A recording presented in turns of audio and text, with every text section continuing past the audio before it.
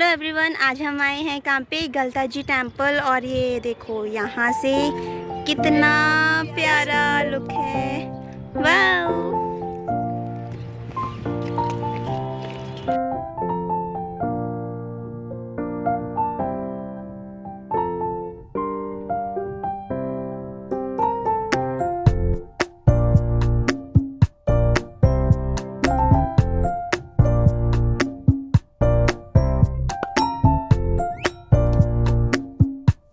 चलिए अब हम चलते हैं गलता जी टेम्पल। गलता जी टेम्पल हम चलेंगे और रास्ते में ये इतने सुंदर सुंदर हसीन वादियों के मज़े लेते हैं। यहाँ से जो नज़ारा है इतना सुंदर, मनमोहक, प्यारा है, मैं आपको बता नहीं सकती कि मेरी आंखों में ये नज़ारा किस तरह समा रहा है और किस तरह अपनी ब्यूटी को मेरी मेमोरी में पेस्ट कर रहा है। यहाँ से आप देखेंगे तो ऐसा लगेगा कि पूरा का पूरा जयपुर ही आपको दिख रहा है। गलता जी टेम्पल जाने में रास्ते में आपको थोड़ा सा ऐसा लगेगा कि शायद यहाँ पे कोई नहीं है, यहाँ पे कोई नहीं आता, क्योंकि गलता जी जाने के दो रास्ते हैं, एक तो बाय वॉक और एक बाय कार। बाय वॉक मैं रेफ़र करूँगी कि आप बाय वॉक आइए, क्योंकि अगर आप बाय वॉक नहीं आएंगे आप नज़ारों के मज़े ही नहीं ले सकते। और जो नेचर की रियल ब्यूटी है ना, वो तो खुद देखने में और उसको महसूस करने के बाद ही पता चलता है। अगर आप बाय कार भी जाएंगे तो हाँ पहुंच जाएंगे टाइम पे, जल्दी पहुंच जाएंगे, लेकिन इसमें ऐसा नहीं हो पाएगा।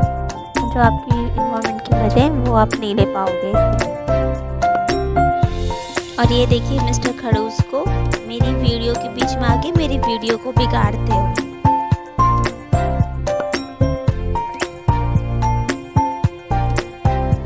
But this location is just wow. यहाँ पे आप आओगे ना तो सारी चीज़ों को भूल जाओगे। और ये देखो मैडम जी कैसे अपने दुपट्टे को लहराते हुए मेरी वीडियो में आ रही हैं।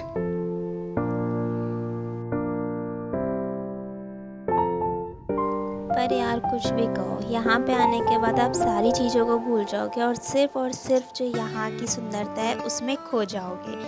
यहाँ पे जैसे जैसे हम ऊपर जा रहे थे यहाँ की ब्यूटी और भी ज़्यादा बढ़ती जा रही थी। और यहाँ से जो सामने वाला जो पहाड़ हमें दिख रहा था उस पे हमें आमेर फोर्ट जो है वो बिल्कुल क्लियर तो मैं नहीं कहूँगी पर थोड़ा थोड़ा मुझे दिख रहा था। तो जिससे आप ये कह सकते हैं जैसे उस टाइम ये होता था ना कि पूरे जो किला था वो उसके उस साइड से पूरा ना राजा जो थे वो बाउंड्री करके चलते थे। जैसे हम अभी घर बनाते हैं तो उसकी साइड में बाउंड्री करते हैं, ऐसे इन्होंने पहाड़ों पे बाउंड्री कर रखी थी। चलते चलते हमें रास्ते में 2 फॉरेनर्स दिखे। इस समय पता चलता है कि आप वर्ल्ड में कहीं भी चले जाओ लेकिन अपने इंडिया की ब्यूटी जैसी आपको कहीं नहीं मिलेगी। तो अब धीरे धीरे आगे चलते हैं।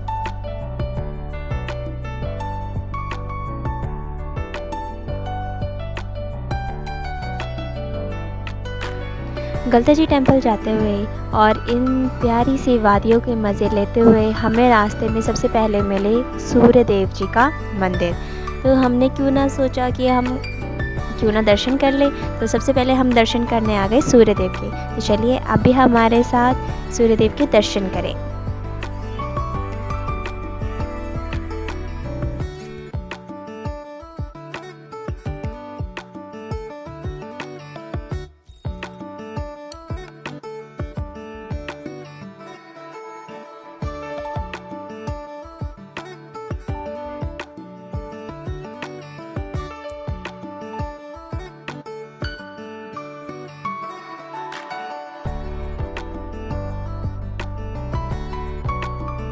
सूर्य भगवान जी के दर्शन करने से पहले हमने क्यों ना सोचा हाथ पैर धो लिया जाए। और लेकिन हाथ पैर धोने के बाद हमें साइड से पूरा जयपुर का नज़ारा इतना ही प्यारा लगा कि कह नहीं सकते।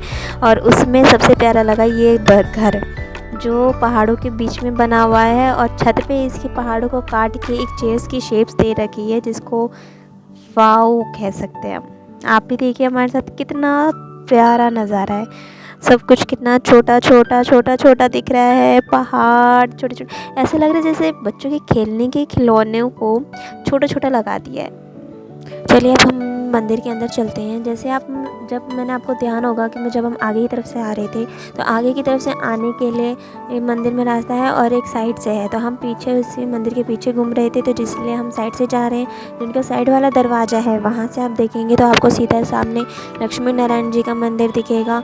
और अगर आप बिल्कुल फ्रंट से सीधे मंदिर में जाएंगे तो आपको सीधे सामने सूर्य भगवान जी दिखेंगे। ये देखिए, ये सूर्य भगवान जी की प्रतिमा है और जस्ट इनके लेफ़्ट में लक्ष्मी नारायण जी का प्रतिमा बैठा रखी है। बहुत ही प्यारी छवि। आप कभी भी गलता जी टेम्पल जाएं तो आप इस मंदिर में ज़रूर आएँ। यहाँ पे आने के बाद भी बहुत सुकून मिलता है। यहाँ पे सुबह शाम जो होती है आपकी मंगला आरती होती है, शाम की संध्या आरती होती है। और इसी मंदिर में एक नगाड़ा रखा हुआ है जो कि रोज़ शाम की आरती में नगाड़ा बजाया जाता है।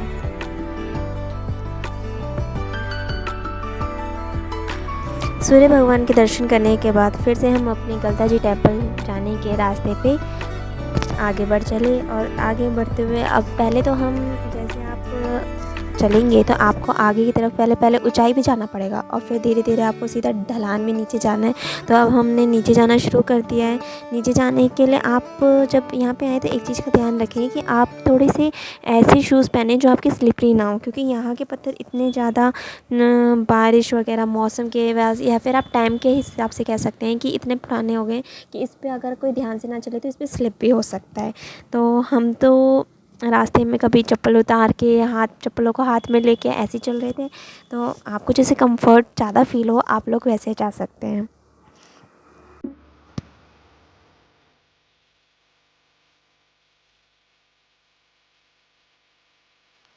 बहुत देर तक चलने के बाद और बहुत लंबा रास्ता तय करने के बाद आखिरकार हमें थोड़ा थोड़ा गलता जी टेम्पल दिखने लगा। और ये देखिए, यहाँ से आपको थोड़ा सा मैं आपको दिखाऊंगी कैमरे में, अगर जितना पॉसिबल होगा मैं उतना दिखाने की कोशिश करूँगी।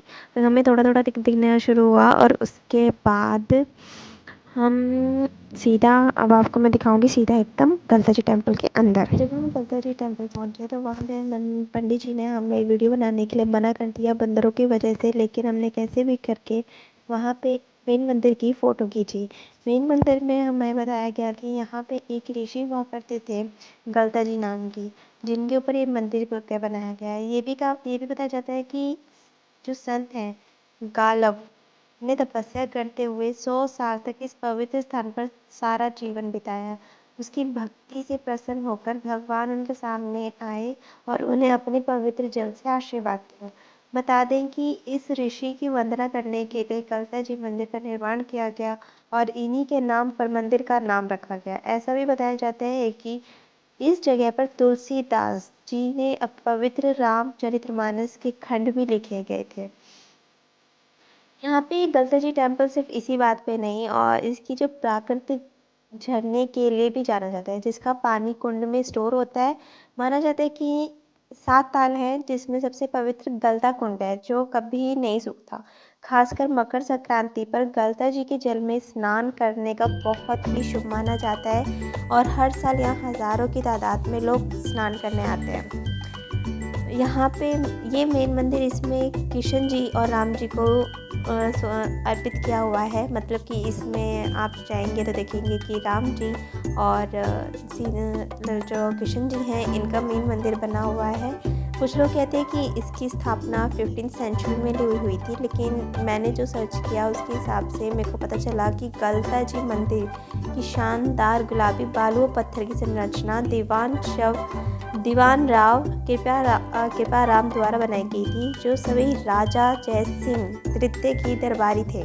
16वीं शताब्दी की शुरुआत से गलता जी की रामनंदी संप्रदाय से संबंधित और जोगियों के कब्जे में वाले पूरे के लिए एक आश्रय स्थल है।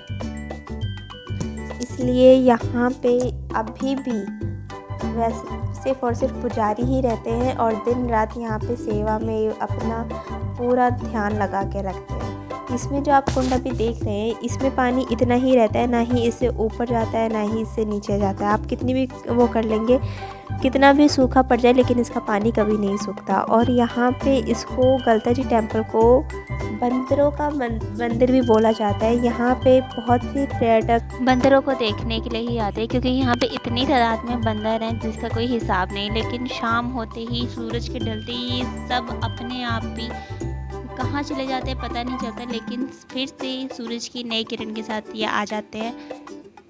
तो मेरी वीडियो देखने के लिए आपका बहुत बहुत धन्यवाद। प्लीज़ मेरी वीडियो को लाइक कीजिए, सब्सक्राइब कीजिए और बेल आइकन को दबाना मत भूलिएगा। Bye bye.